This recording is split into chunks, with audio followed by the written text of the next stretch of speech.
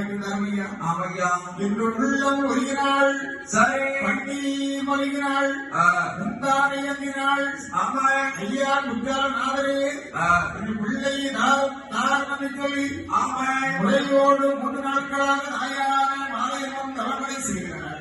சரி 3வது நாள் குற்றாலநாதர் அப்படியே உதவிட்டார். அம்மா மாரியம்மா ஐயா சுவாமி அப்போது குற்றாலே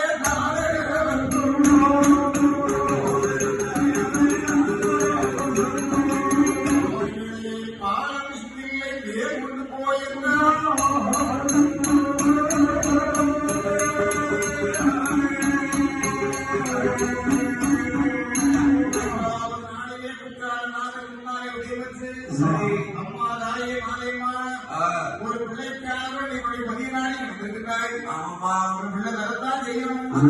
தாங்க இல்லை